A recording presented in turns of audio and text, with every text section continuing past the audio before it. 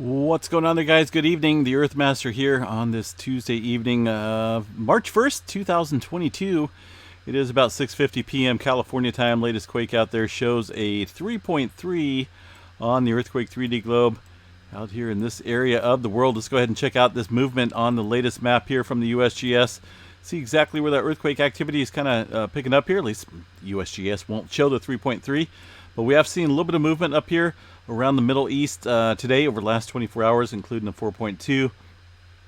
In this area, I want to bring up the EMSC model here real quick and see, well, these guys aren't reporting it either.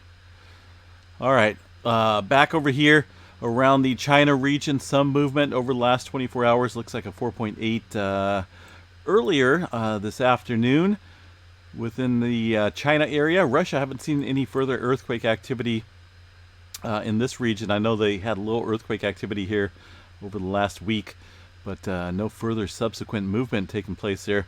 Also some activity around the Japan area, right around the Japan Kuril-Kamchatka Trench, in that same area where we have been seeing some swarming, although not as active today as it was the past couple days.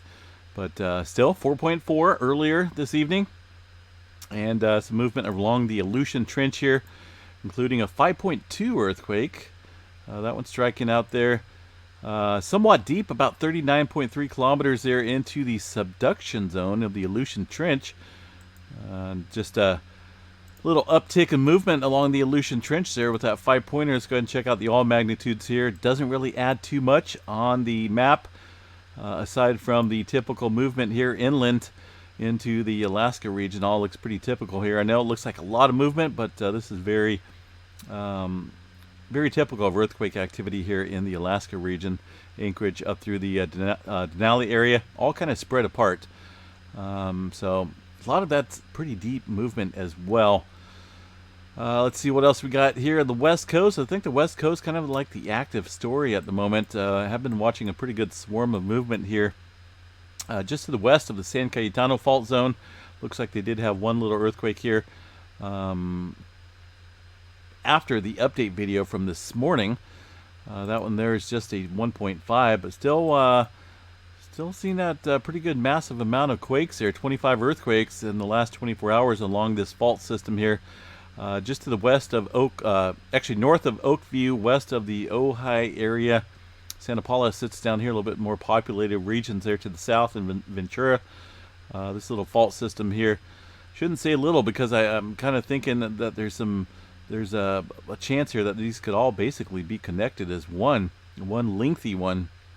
But we did watch a swarm of movement work its way off the San Cayetano fault zone.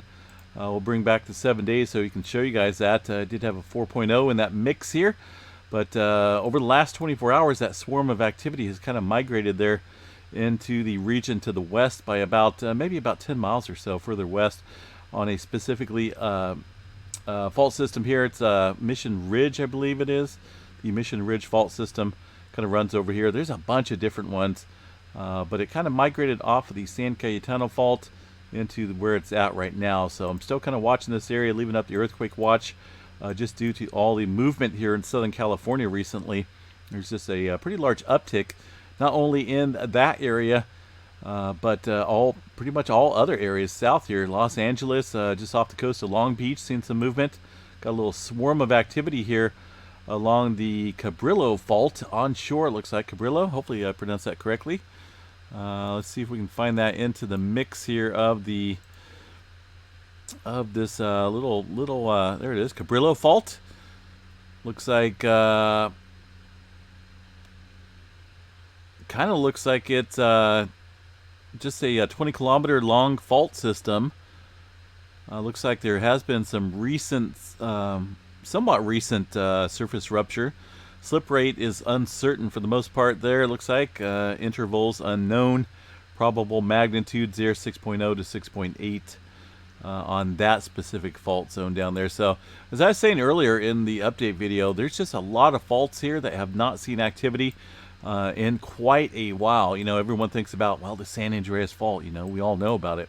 But I think we've got to be a little bit more concerned about these other fault systems that are either unknown or that really haven't been studied a lot. You know, there's definitely been some some fault systems that have been quiet for hundreds, if not thousands, of years in this area, and there's just a matter of time before some of those do begin to show a release of pressure. So Long Beach, yeah, definitely some activity kicking up south of here as well, off into the Pacific, and movement along the Elsinore Fault and the San Jacinto Fault Zone, all pretty active today. The San Andreas Fault here, southern part, the southern branch looks pretty quiet. Even up here through the creeping section looks somewhat quiet. One little earthquake off the San Andreas Fault here, 2.2 near Little Rock, not Arkansas, but California. 7.5 kilometers for that 2.2, just to the west of the region. Let's see, there's the Intermountain West region kind of picking up in activity northwest of Las Vegas on this little fault zone called the Rock Valley Fault Zone. And this activity just kind of out there in the desert and somewhat deep. 13, 14 kilometers for some of these earthquakes. Of course, Nevada is prone to earthquake activity, and there's definitely a lot of fault systems out there, so not uncommon to see movement. 3.5 earlier today in the Mina, Nevada area, northwest of Tonopah. Since then, we have seen a couple smaller quakes there in the 1 range. Even in this area, over here to the west, around the Mono Lake area, getting in on some activity. 1.1 with somewhat deep as well, 11.3 kilometers. That's one thing I've been noting here is the add-on of quite a bit of deep movement recently here along the west coast and inland. Let's see, California, the Cascadia subduction zone, 2.4 and a 2.5 into the subduction zone with those measurements down below the surface, 29 and 27 kilometers. The tremor map, let's go ahead and check out the tremor map here along the Cascadia real quick, and that's zip zero once again, folks. Looks like at least the last tremor was 5 days ago, but even then, that was only a little speck or two. I think maybe 8 tremors, and that's zip.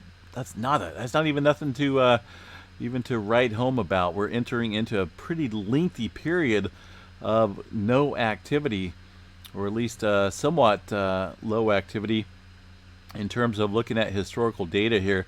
Of course, you see these ups and downs in the chart. It looks like maybe around 2013 is when we had somewhat of a similar experience. But even then, it doesn't look like it lasted as long as what's going on right now. So it looks like the end of 2012, beginning of 2013, had a pretty lengthy period here of very minimal tremor. All right, so let's see. Get back to the USGS map here. Pacific Northwest, not a whole lot going on. These guys have been pretty darn quiet. Mount St. Helens area did see a couple small quakes here. Once again, looks like 5 earthquakes in the Mount St. Helens area, and looks like largest one is a 1.2, ranging from pretty shallow surface quake in there, 1.8 kilometers for that earthquake, down to about 6 kilometers there. So a little bit of movement around the Mount St. Helens area. Mount Rainier looks pretty quiet. Up through the rest of the Pacific Northwest, quiet as well. There's a movement throughout the Intermountain West region, up into the Utah area. I want to check out the Yellowstone map here real quick and see if we got some more earthquake activity here at Yellowstone. And yes, we do. Looks like we lost data here at the borehole area. This is a region I was kind of monitoring, because it seemed like that's the epicenter of the earthquake activity, but that's okay, because the movement that we're seeing right now within the past couple hours is showing up pretty dominantly across all of the seismograph networks there at Yellowstone. There's quite a few earthquakes here within the last couple hours, and earlier this morning as well. You can see all these spikes indicative of earthquake activity there at Yellowstone is definitely kicking up tonight. Looks like it could be ramping up pretty nicely here. You see it showing up there on the Lake Butte station, and also down here to the south, Pitchstone Plateau. All these stations here picking up that earthquake activity. So yeah, definitely got a start of a swarm kicking up here in the Yellowstone area. Let's refresh that page there. I like how that showed up pretty much all over the place here. Probably a good 2 or so, maybe above the 2 magnitude. This looks like almost a 02 UTC time. I'm kind of curious to see if the USGS has even covered that earthquake. I don't believe they have. 02, they haven't. In fact, the last one that they have was way earlier this morning, right around this area. So I'm sure they'll get to the rest of these quakes that are kind of kicking off in a big way. Look at Grant Village here. That's showing quite a bit of earthquake activity. This may be kind of around the epicenter region. There's a good, 20 earthquakes or so just within this little region here. So looks like we got a little earthquake swarm definitely kicking up here at Yellowstone National Park. So we'll keep a close eye on that. USGS will probably only issue an earthquake if it's above the 3.5 threshold for the Yellowstone area. I've seen them. I've had lots of 2s kick up here, and they don't pop up the preliminary earthquake data. I don't know why they kind of turn off their computers or adjust the measurements, to only around the 3.5 before they send out that notice. And who knows? Who knows if they'll even do that? So it is what it is. One earthquake out here around the Colorado-New Mexico border, Trinidad. A 3.1 in Weston, Colorado at 6.3 kilometers. See if anybody felt it. Doesn't look like they did. Not for sure about the population density out there. I don't think it's that populated. But has been reviewed. So 3.1 out there in the Colorado area. Oklahoma and Texas area all kind of just dwindling down currently. There's a little bit of activity around Pecos, Texas, and up here around the Oklahoma City area, but nothing spectacular going on there. Puerto Rico, there's a swarming activity again, getting a little bit of movement here further west into the Dominican Republic region, just to the west of the Mono Passage area, and also some activity stretching up around the Puerto Rico Trench. Southwest region of Puerto Rico is still pretty active there with that ongoing swarm.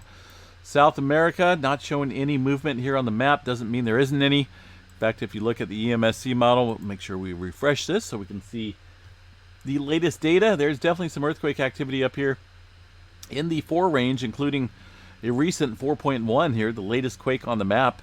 And then again, like I said, USGS not reporting that data. And looking at least three 4-pointers here on the map just off the coast here. Big fat 0 here off the coast here for the USGS, but definitely some activity kicking up there in the Peru area. Let's go back here to the EMSC model, and one more earthquake out here down south of the South Island of 4.4. That one looks like it's just occurring here, about half an hour or so ago. I'm surprised the USGS didn't pick that one up. Definitely no data there, but some movement in the New Zealand area for sure. Let's go ahead and check out the GeoNet server here. See if these folks are reporting the activity.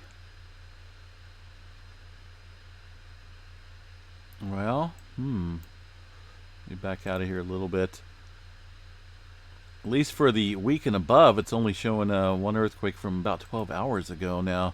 Let's include all the earthquakes here. I'm not seeing that. Oh, there it is. Magnitude 4.6. Unnoticeable earthquake an hour ago. Yeah, that one occurring, like I said, about an hour ago in that region south of the South Island area, New Zealand. Let's see if this has been reviewed or not, or if it's been deleted. It's weird that the EMSC is picking it up. Let's see, shaking unnoticeable, quality best.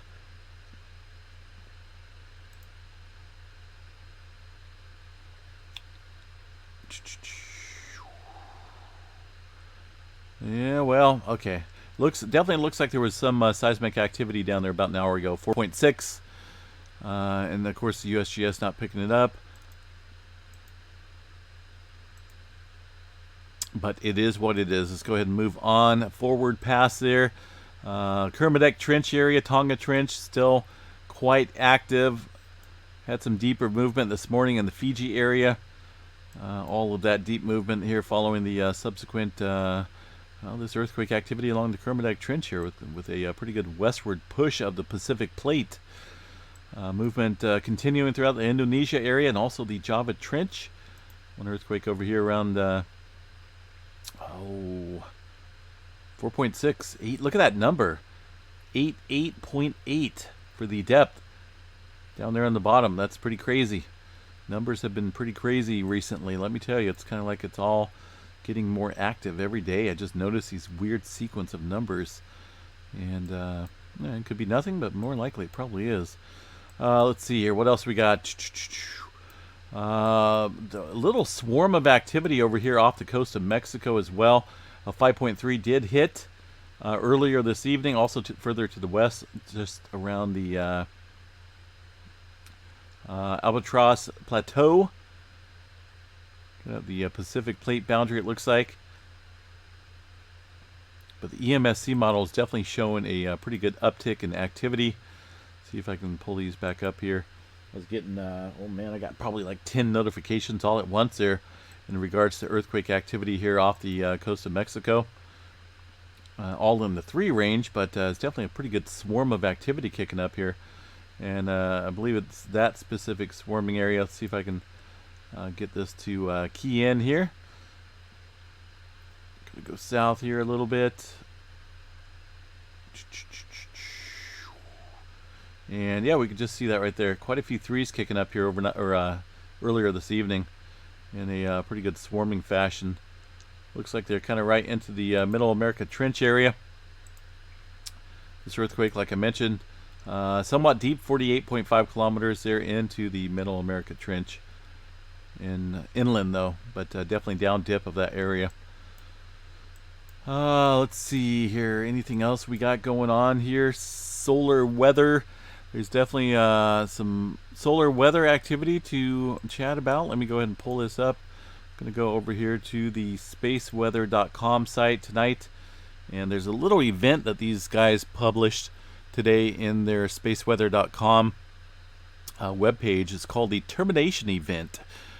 Termination Events has arrived. Something big just happened on the sun.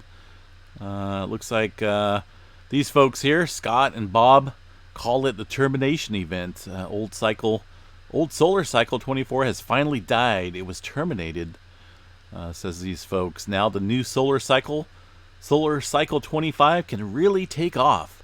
The Termination Event is a new idea outlined in a paper. This was actually a couple years ago when this got put out here. Not everyone accepts it yet.